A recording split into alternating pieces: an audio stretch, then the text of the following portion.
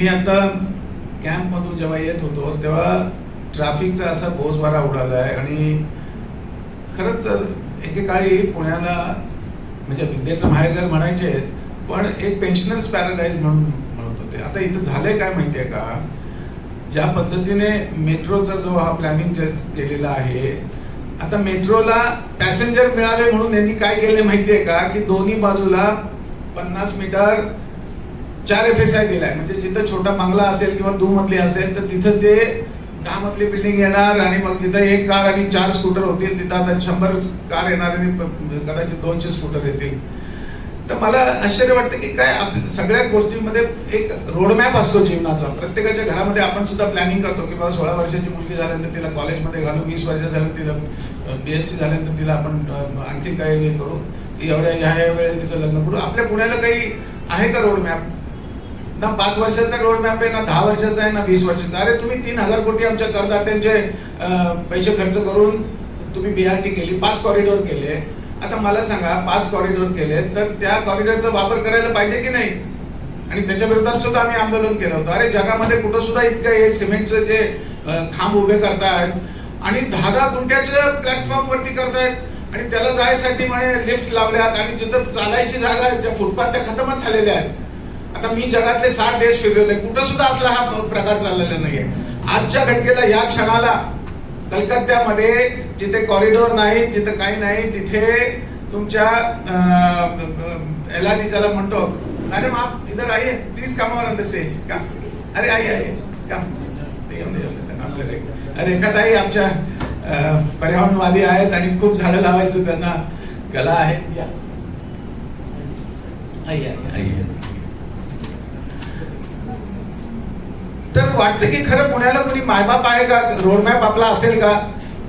मी म्हणतो 5, 10, 15, 20, 50 वर्षाचा रोडमॅप पाहिजे. जर तुम्ही जर BRT करायचीच होती आणि ती तोडायचीच होती तर कशाला तुम्ही 3000 कोटी आमचे खर्च केले? आणि मी तर म्हणतो BRT मध्ये जर तुम्ही जर LRT टाकली असती 2 डब्याची 3 डब्याची गाडी तर 50 कोटी मध्ये सगळं संपलं असतं. काय तुम्हाला हे 10,000 कोटी खर्च करायची जरुरीच नव्हती. आणि त्याच्यावरती फार सुंदर आम्ही क्लिप बनवली होती. त्याच्यात काहीच नव्हतं करायचं, फक्त ते जमिनीमध्ये रूळ टाकायचे होते, दॅट्स ऑल. मग 2 डब्याची गाडी निघून गेली की मग मुलं सायकल पण चालू शकतील, कार पण जाऊ शकेल. म्हणजे जागेचा वापर होत होता. आता तुम्ही जागेचा वापरच अर्ध्याच्या वर खतमच करून टाकला, जागाच नाहीये. आणि 80-80, 90-90 लाखाचे तुमचे BRTचे जे बस थांबे आहेत ते तुम्ही तोडताय. काय म्हणजे मला समजत नाही खरंच. म्हणजे इज देअर अ प्लॅनिंग? दुःख होतं. तर रोडमॅप असणं गरजेचं आहे. आणि मला काय वाटतं माहितीये का, आमचे सो कॉल्ड हे जे राजकारणी आहेत, आज प्यायला पाणी नाही पुण्यामध्ये. आता भुगावचे लोक माझ्याकडे आले, ते 20-25 महिला माझ्याकडे आल्या. भुगावमध्ये ते सो कॉल्ड तिथं जो तलाव आहे त्याच्या 4 बाजूला मोठे मोठे हायराईज झाल्यात, पण तिथं पाणीच नाही आहे. सगळं घाण, तिथं सगळं कचऱ्याचा ढीग. काल सगळे तिथले विद्यार्थी आणि सगळेजण एकत्र होऊन तो कचरा काढला. तर सांगायचा उद्देश काय की कचऱ्यावरती कोणी बोलेल की नाही, काय विजन कोणी ठेवेल की नाही. आता मी काय म्हणतो, समजा मला तुम्ही उद्या निवडून दिलं तर मी पहिल्या प्रथम काय करेन की तुमचं प्लास्टिक बंदी करणं गरजेचं आहे. आता त्याच्यासाठी काही रॉकेट सायन्सची जरुरी नाहीये. आता बघा आपल्याकडे लहानपणी ज्यांचे बरेचसे ज्येष्ठ दिसत आहेत मला, आपल्याकडे पूर्वी आरेचं दूध यायचं बॉटलमध्ये. आता ते 3 बॉटल 2 बॉटल जे पण ते आले की आपण त्या आईला द्यायचो. आई ते तिकडं चिठ्ठा करून ते बॉटल खाली करून परत आणून ठेवायची जिथं असेल तिथे. दुसऱ्या दिवशी दुसरी बॉटल यायची. आता काय होते, आता प्रत्येक ठिकाणी दररोज ते दुधाचे सॅचेट येत आहेत आणि तो कचरा इतका आहे. पुण्याचं जरी 40 लाख लोकसंख्या पकडली तरी 25 ट्रकचा हा माल तयार होतो दररोज. आणि तो टाकायला जागा नाही. उंडरी पिसवलीला तुम्ही जाताय, तिथले शेतकरी दगड मारतायत, बोले हमारी तरफ मत लावे कचरा. आणि ते फॅक्टच आहे. अरे मेरी बॉटल काय रे, बॉटल लावायचं. आता मी जिथे जिथे जातो, जिथे तिथे कॉलेजात शाळेत जातो, तिथं प्रत्येकाला हे करतो की आपण बिस्लेरी वापरायची नाही. आता तुम्ही हॉटेलमध्ये गेल्यानंतर काय होतं, तो येतो विचारायला, अच्छा तो बघतो तिकडं आणि बोलतो, बोले बिस्लेरी पाणी पिओगे? तर मी तर त्याला जोरात सांगतो बिस्लेरी नहीं चाहिए, तेरे पास आरो है क्या? अगर आरो है तो मेरे को ग्लास में पाणी दे. आता ते गेल्यानंतर मग मी तो गेल्यानंतर ऑर्डर घ्यायला तर मी त्या शेजारच्या कस्टमरला सांगतो, अरे बाबा नो, यांना मार्केटिंग करायचं, यांना 10,000 बॉटल संध्याकाळपर्यंत संपवायचं. म्हणून तो आले आले अशा पद्धतीने विचारतो की ये हम बिस्लेरी से पाणी नहीं ले रहा ना, तो ये गिराईक कैसे फालतू गिराईक आहे, असं ते इम्प्रेशन करावतात तुमचं. तर मी जिथे जिथे जातो, शाळेत, कॉलेजात आणि ज्या हॉटेलमध्ये जातो, ते इन्शुअर करतो की तुम्ही 100-200 रुपयाची जी एकदाची बॉटल खरेदी करा आणि त्याचा वापर करा ना. तुमच्या लाखो बॉटल दिवसाच्या तयार होत आहेत. आणि आता आम्ही दररोज जातो तिथं सिंहगड आणि पुढं पानशेतला, अरे बापरे, इतके कचऱ्याचे ढीग ढीग ढीग ढीग, अक्षरशः म्हणजे रडू येत आहे. म्हणजे सगळ्या बाबतीत हीच बोंब आहे, म्हणजे कचऱ्याच्या बाबतीत हीच बोंब आहे, पाणी पण प्यायला नाही. मग तुमचे कोण आहेत, मग तुमचे मॅनेजमेंट कोण करते पुण्याचं? अरे एकेकाळी पुण्यात जे पिकतं ते जगभर विकलं असं असं म्हणायचे, तर कुठे आहेत आमची ही लोक? तुम्ही काय फक्त तोडाताडीच करायचं आपण का? अरे आपल्याला एक विजन स्टेटमेंट पाहिजे. आता पुण्याला विद्येचं माहेरघर म्हणतो आपण, पण मला आता 3 महिन्यापूर्वी एका शाळेत बोलवलं होतं हडपसरमध्ये, पत्र्याची शाळा, शिक्षकांचे पगार 3 महिने झाले नव्हते, खडू नव्हता तिथं. अरे मला समजत नाही कसं कसं, म्हणजे जर आमचे जर महामानव वरून आले तर त्यांच्या डोळ्यात अश्रू येतील, ते म्हणतील अरे तुम्ही नवीन पिढीला काय शिकवता रे बाबांनो. तर हे सारासार विचार केल्यानंतर आता आमचे सैनिक काय म्हणायला लागले मला की कर्नल पाटील, तुम्ही दुसऱ्या इनिंग मध्ये जे समाजासाठी काम करता, मी 93 पासून अक्षरशः घरदार विकून, आता हे अहंकार वाटेल कुणाला तरी, पण एक अलंकार म्हणून सांगतो, मी माझं स्वतःचं घरदार विकून मी भाड्याच्या घरात राहून गेले 30 वर्ष समाजसेवा करतोय. आता हे सांगायची जरुरी नाही, पण सांगावं वाटते, कारण कसं आहे, हे 50 कोटी 100 कोटी खर्च करणारे मंडळीच्या समोर आम्ही काय असणार आहोत. पण fact of the matter is की आम्ही 2 विषय सुरुवातीला घेतले. पाण्याचा जो प्रश्न जो आहे त्याच्यासाठी आम्ही खडकवासला धरणाचा पूर्णतः अभ्यास केला आणि रिअलाइज झालं की हे धरण महात्मा ज्योतिबा फुले यांनी जेव्हा बांधलं त्यावेळेला त्याच्यामध्ये 4 TMC पाणी होतं. पुण्याची लोकसंख्या जेमतेम 1,00,000-1.5 लाख होती. आणि आम्ही जेव्हा 20 वर्षापूर्वी काम सुरुवात केलं तर 140 वर्षानंतर तर तिथं फक्त 3 TMC पाणी आहे आणि लोकसंख्या तिथे झाली 60 लाख. आणि 33 गावं आल्यानंतर ती, आणि त्यांचंच फोरकास्ट आहे की नदर 2 years टाइम पुना's population will be 9 million. 9 lakh लोकसंख्या होणार आहे. तुम्हाला रस्त्यावर चालता येणार नाही साहेब. आता सुद्धा तीच गत झालेली आहे. तर आपल्याला जसं अर्थशास्त्रामध्ये शिकवतात मागणी आणि पुरवठा, अरे तुमची मागणी दर तासाला वाढत चालली आणि पुरवठा तुमचा नाहीच आहे, कारण सगळं ते अतिक्रमण इतकी झालेली आहे, झाडतोड झालेली आहे. आणि काही काही मंडळी पुढारी काही राजकारणातले ते तर वरचा डोंगर फोडून 5-5 एकर आत घुसलेले आहेत. अच्छा, आमच्यामुळे तरी थांबलं नाही तर अजून एखादा एकर त्यांनी लंपास केला असता. त्याच्यासाठी माझ्या घरावरती पण अटॅक झाले, या लोकांनी अटॅक पण केले एकेकाळी. तर सांगायचा उद्देश काय की आपल्याला विचारपूर्वक हे सगळं काही सोडवायचं आहे. आता आमचा जन्म, माझा 47चा जन्म आहे, त्यावेळेला लोकसंख्या जमतं 28 कोटी पण नव्हती.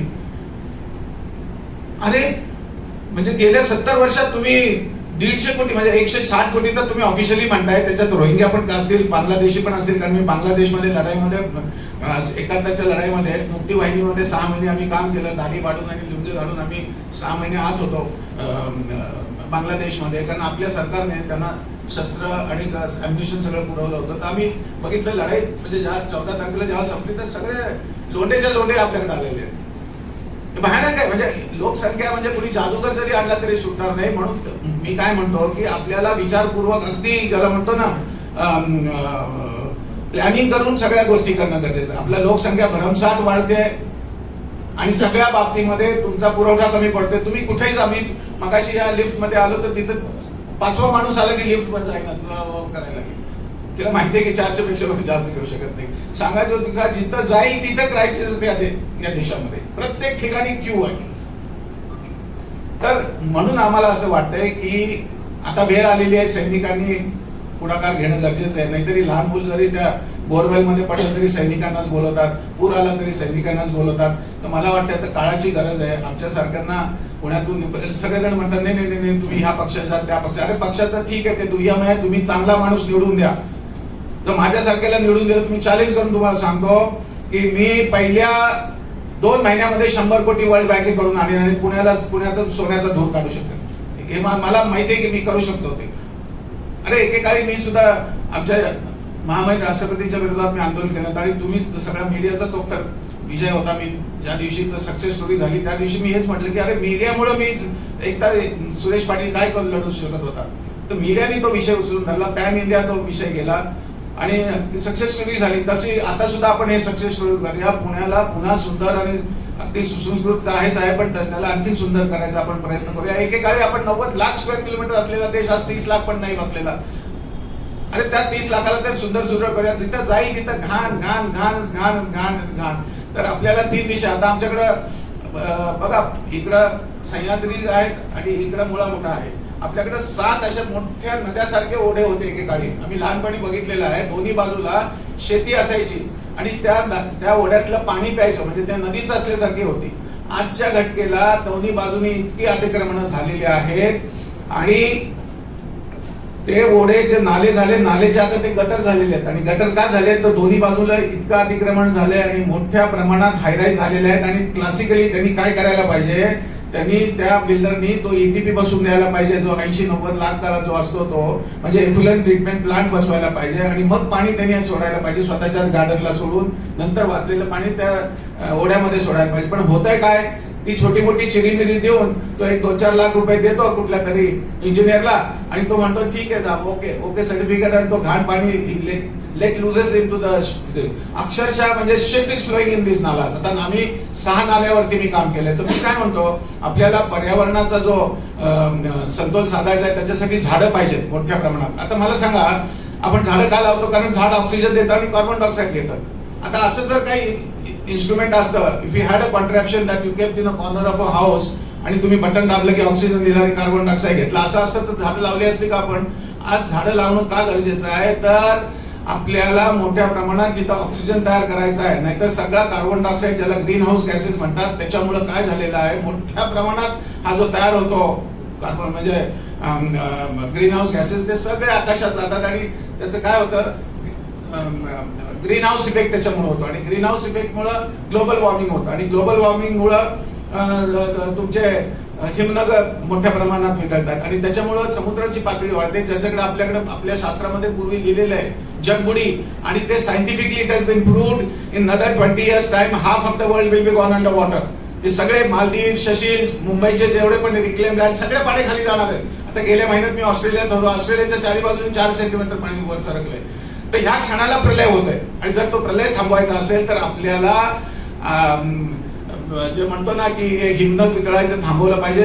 गंगोत्री 10 किलोमीटर मधली 8 किलोमीटर गेल्या 5 वर्षात मागे सरकली. ते मोठ्या प्रमाणात वितळते, त्यांनी वितळायला पाहिजे पण मोठ्या प्रमाणात ती वितळते. आणि आता स्वित्झर्लंडला सुद्धा मी 5 वर्षापूर्वी गेलो, तर तिथं सुद्धा स्विस ॲल्प सगळ्या पाणी मोठ्या प्रमाणात त्यांचं वितळणं चालू आहे. आणि तुम्हाला जसं माहिती आहे की स्वित्झर्लंड बेसिकली टुरिझम इंडस्ट्रीवाला देश आहे. तर तिथं त्यांना म्हणजे ज्याला म्हणतो ना की डोल्ड्रम्स मधून त्यांची टुरिझम इंडस्ट्री काढण्यासाठी त्यांना आर्टिफिशियल स्लोप्स करावे लागले, कारण स्कीइंग फार मोठ्या प्रमाणात तिथं लोक त्याच्यासाठी येतात. तर ते करण्यासाठी त्यांना आर्टिफिशियल स्लोप करावे लागले. आणि आम्ही जेव्हा लहान होतो तर पुण्याचं टेम्परेचर 25 ते 28 डिग्री सेल्सिअसच्या पुढे जायचंच नाही, म्हणून आमच्या घरात पंखे पण नसायचे. म्हणजे मी आर्मी बॅकग्राऊंडचा माणूस आहे, तर आमच्याकडे त्या काळात पंखे नव्हते.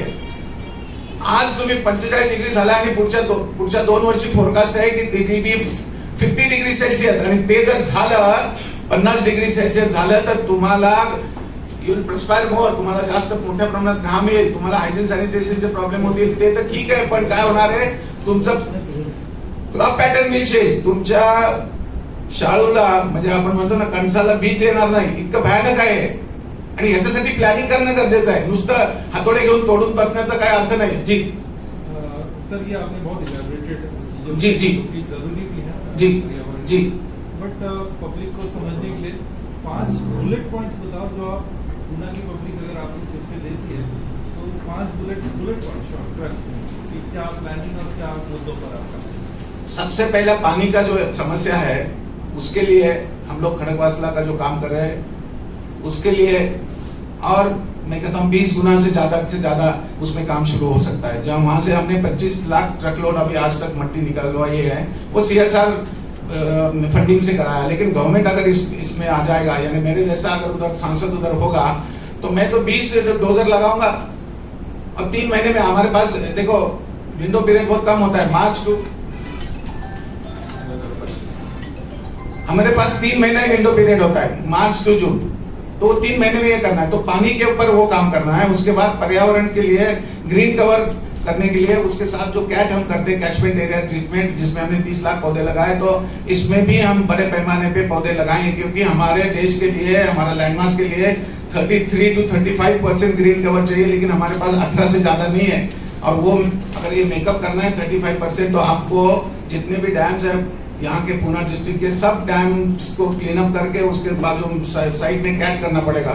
आणि हे पर्यावरणातलं जे झाडांचा जो विषय आहे ते ह्या 7 नाल्यावरती आपण नाले स्वच्छ आणि सुंदर करू शकतो. आम्ही सोपानबागमध्ये एक नाला फार सुंदर केलेला आहे, तिथे 3 देवराया केल्या, 27,000 झाडं लावलेली आहेत. खूप लोक सकाळी तिथं वॉकला येतात आणि अक्षरशः ऑक्सिजनचा जो सारखा तो तिथं तो बेनिफिट त्यांना मिळतो. एक झालं पाणी, दुसरं झालं पर्यावरण म्हणजे ग्रीन कव्हर आम्ही इन्क्रीज करणार आहे, याच्यासाठी काही रॉकेट सायन्सची जरूरत नाही. तिसरं वाहतुकीचा जो प्रश्न आहे, तर आम्ही लोकांना एज्युकेट करण्याचा प्रयत्न करू की तुम्ही पब्लिक ट्रान्सपोर्टचा वापर करा. आजकाल बघा तुम्ही कार घेऊन आला, आता मी सुद्धा जसं आलं तर मला माहिती आहे कसं आलं, पण पार्किंगचाच पण एक फार मोठा इश्यू आहे. तर म्हणून लोकांनी पब्लिक ट्रान्सपोर्ट वापरायला पाहिजे. माहित नाही आता की मेट्रो किती सक्सेसफुल होईल, कारण कोचीन, जयपूर, दिल्ली सगळ्या फेल झालेल्या आहेत तिथल्या, कारण तिथं वर कोणी जातच नाही. ज्याच्याकडे सायकल होती त्यांनी मोटरसायकल घेतली, ज्याच्याकडे मोटरसायकल होती त्यांनी कार घेतली, ज्याच्याकडे कार होती त्यांनी ड्रायव्हर केला, पण वर कोणी जात नाही. सर